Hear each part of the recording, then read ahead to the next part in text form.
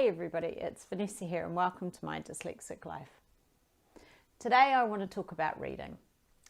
Reading and dyslexia. You always hear about those two things together, don't you?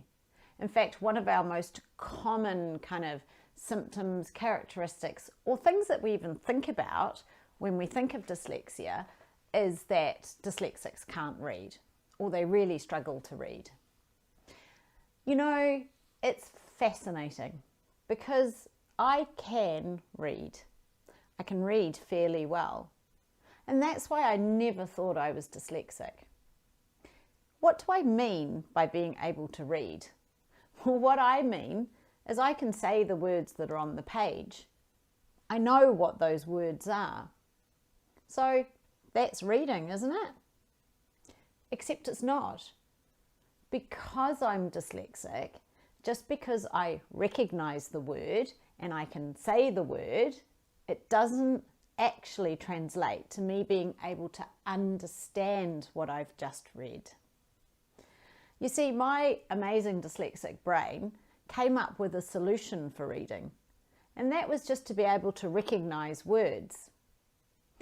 And this morning it was highlighted to me just how dyslexic I actually am, and how I didn't realize it for years, and it was probably never picked up for years just because of this kind of talent that I'd developed, or this habit I've developed, which means that I can read words. But my dyslexic brain doesn't actually know what those words mean.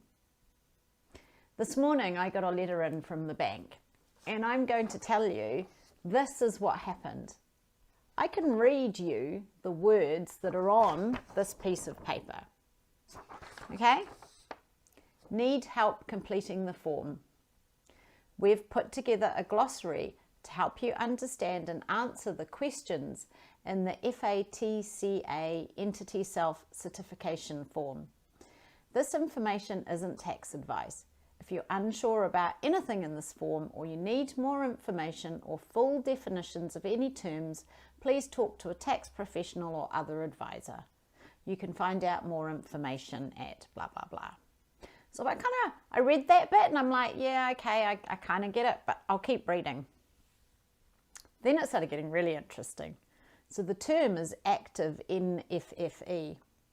And the definition: for FATCA purposes, examples of an active NFFE include an entity if less than 50% of its gross income for the last accounting period was passive income, and less than 50% of its assets held during the last accounting period was held or used for the production of passive income.